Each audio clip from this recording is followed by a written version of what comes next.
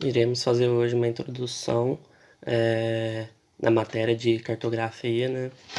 E com ela buscar entender melhor como funciona, né, nossos mapas e outras ferramentas também que estão englobadas nesse assunto, né? Qual a importância da cartografia em nossas vidas, né? A cartografia é muito importante para a gente poder se localizar, né? Poder localizar os lugares, sabe? E poder localizar também lugares físicos, assim, que eu digo shopping centers, né? Sei lá, rodoviárias, aeroportos, né? Enfim, e rodovias, né? E tudo isso, ferrovias. A história da cartografia. A arte da cartografia existe há tempos no mundo. Pode-se dizer que surgiu antes do homem aprender a ler. Essa assertiva baseia-se no fato que foram encontradas pinturas rupestres em cavernas, contando histórias de feitos em caçadas, comércio e até guerras. Por outro lado, o homem, desde que apareceu na Terra, tem andado de lugares a lugares. Nessa epopeia, atravessou rios, transpôs montanhas, caminhou até que descobriu a agricultura e se estabeleceu num lugar fixo. Todavia, desde os primórdios dos tempos, usou as estrelas para se orientar no seu caminho. O mapa mais antigo do mundo vem dos povos babilônicos, no ano de 2500 a.C. Feito em uma placa de argila cozida, o mapa representava o vale de um rio, que provavelmente era o rio Eufrates, na antiga Mesopotâmia. Encontrado numa pequena cidade chamada Gassur, onde está localizado o Iraque nos dias atuais, por isso o mapa leva o mesmo nome da cidade antiga. Na antiguidade, os gregos também deram uma grande contribuição para a cartografia. Por volta do ano de 1500 a.C., Hecateu de Mileto escreveu o primeiro livro de geografia que se tem registro. E algumas décadas depois, Heródoto, que era o historiador, enriqueceu as referências geográficas do livro de Hecateu. Um matemático e astrônomo grego, Cláudio Ptolomeu, produziu a mais completa obra geográfica da época. Foi uma importante referência na Idade Média. Como quem mandava na época era a igreja, muitos esses materiais geográficos foram queimados em bibliotecas, na Biblioteca de Alexandria e algumas outras, né? Foram queimados por, por servos da igreja, pela igreja, né? Que abominava essas coisas, né? Conhecimento era algo de privilégio da elite, né? Dos ricos e tudo mais, da coroa, ou da igreja, né? Então, outras pessoas não podiam ter esse conhecimento. Os romanos também tiveram grande importância na cartografia através dos seus mapas feitos para conquistar, né? Conquistar territórios e tudo mais. E eles fizeram mapas, né? Que são geograficamente não, geometricamente circulares, né? São círculos assim que demonstravam ali a região que eles queriam atacar, ou a região deles mesmo, né? Então, os romanos também ajudaram bastante, pro bem e pro mal, né? Infelizmente. A cartografia é uma ciência que estuda a representação gráfica de uma área ou superfície plana, ou seja, ela, através do desenho do mapa, demonstra a realidade do mundo, né? A cartografia é essencial para que você se localize no mundo, como eu já tinha dito, né, anteriormente aqui. A cartografia, ela não se limita a mapas, né, como eu já disse também, com outros artifícios ali que a gente pode usar. E toda a representação do espaço com fins de navegação e de interesse para a cartografia. Tem o GPS, né? Tem as cartas náuticas, tem a aerofotografia, que são as fotografias aéreas ali, né? Explicando um pouquinho melhor. E o globo terrestre, né? Que é uma representação ali do nosso planeta. A cartografia é estudada por muitos profissionais como geógrafos, militares, engenheiros, geólogos, entre outros. Elementos que compõem o mapa. São vários os elementos que constituem um mapa, isto é, são itens e símbolos necessários para que uma mera figura possa ser diferenciada de um verdadeiro mapa ou cartograma, que é feito com rigor científico para representar uma determinada área ou superfície terrestre. Em geral, os mapas costumam apresentar as seguintes composições. Os mapas têm títulos, orientação, na verdade é um título só, orientação, legendas, escala e projeção cartográfica. A gente vai falar um pouquinho melhor disso agora.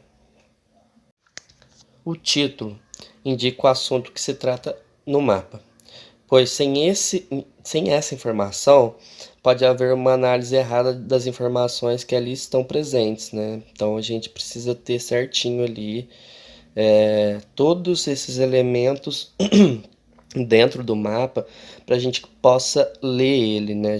Que a gente possa denominar o que está falando ali, né? Nos mapas e nas cartas topográficas. A legenda, ela traduz os símbolos e as cores que são trazidos no mapa, né?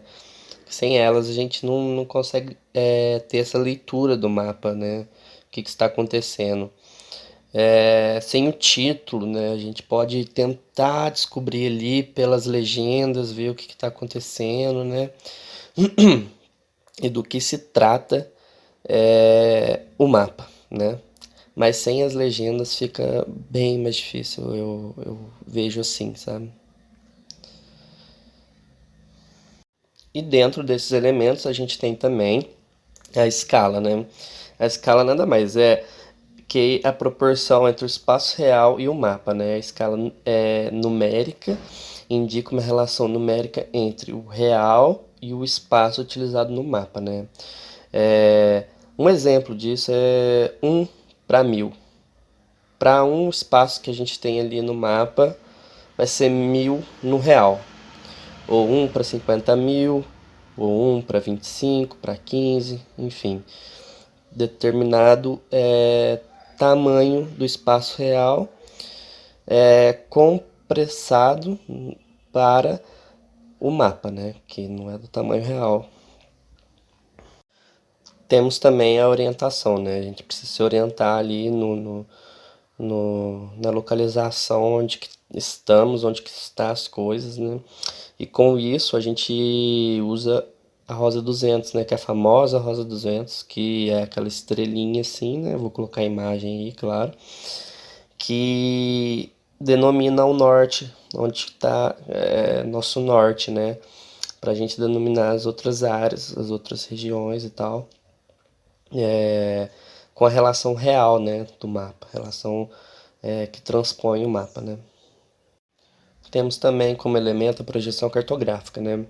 São representações da superfície esférica da Terra em um plano, né, possibilitando a construção de um mapa, né. Não quer dizer que a Terra é plana, gente, é só uma representação num plano ali para a gente entender melhor, né.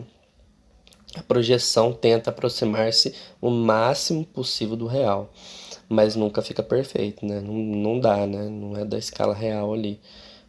Existem três tipos de projeção. A projeção cilíndrica corresponde à projeção cuja superfície esférica terrestre é projetada sobre um cilindro tocante, ou seja, a base utilizado é o cilindro. Esse tipo de projeção é geralmente utilizada para representar o globo como um todo, como por exemplo o mapa mundi. Projeção cônica corresponde à projeção em que a superfície terrestre é projetada sobre um cone, ou seja, para planificar a área esférica é utilizada como base um cone. As deformações aumentam conforme o afastamento do paralelo, que se encontra em contato com o cone.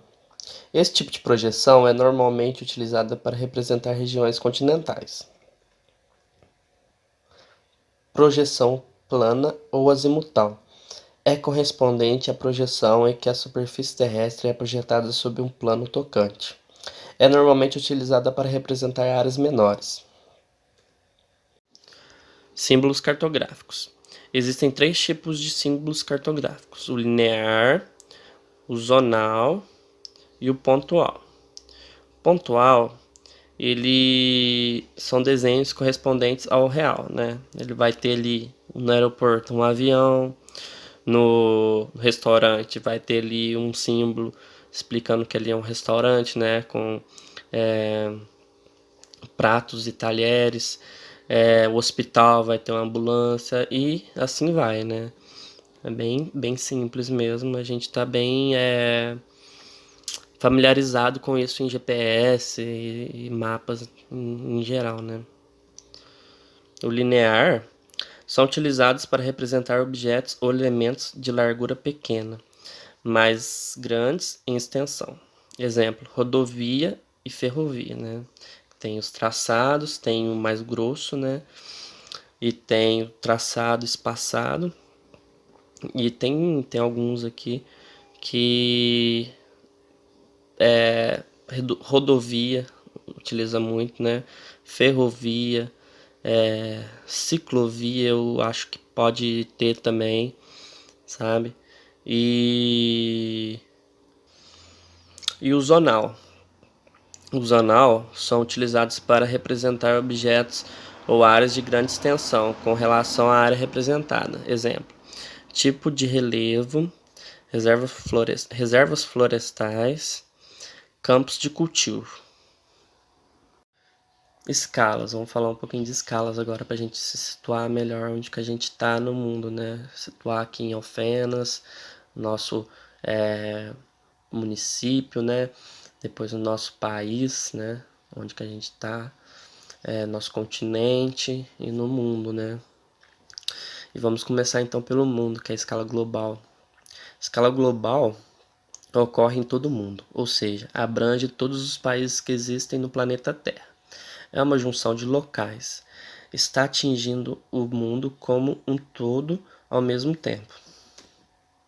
Escala nacional. Diferente da escala global, ela atinge somente um país por vez, podendo ser encontrados no mundo. Escala regional.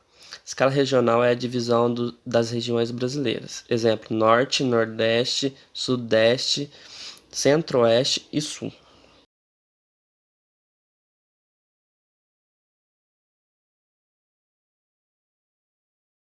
Bom dia, gente. Tudo bem? Meu nome é Cássio. Estou aqui para falar sobre a inserção da tecnologia na cartografia. Peço desculpa pelos barulhos, porque a rua aqui é um pouco movimentada, então a gente vai sofrer um pouquinho disso. E aqui a gente vai começar a falar o quê? A gente tem que entender o que é a tecnologia. Tecnologia é o avanço das técnicas. Não é só simplesmente, por exemplo, o computador, aquela última invenção do celular e tudo mais, ou um carro novo e tudo mais. Não, são técnicas que vão avançando durante os tempos. Então, por exemplo, a gente tem a cartografia lá da época da colonização, onde os grandes navegadores iam através de seus mapas desenhados pelos cartógrafos e tudo mais. E como é que eram aqueles mapas na época? A tecnologia da época era o que? A utilização da observação, através da visão, e também com a questão de réguas, lápis, desenhos cartográficos, que iam demonstrando mais próximo da realidade o espaço geográfico, para que ocorressem as navegações, né? Navegações que são em prol da colonização. A gente tem que lembrar também por que essa tecnologia vai desenvolvendo e para quem, né? Para quê? Então, na época, era para que as grandes potências europeias conseguissem melhor desencadear seu processo de colonização nos outros continentes. Com o passar do tempo, a gente vai tendo o avanço da tecnologia em si, no mundo. Passa-se ali século XIX, século XVIII, século XIX, chegamos no século XX e nós conseguimos já ter uma aprimoração dessas técnicas, onde as técnicas são computadorizadas, né? Através da tecnologia do computador. Então nós temos dois exemplos que são muito bons para a gente tentar abstrair bem, assim, imaginar aqui na nossa cabeça.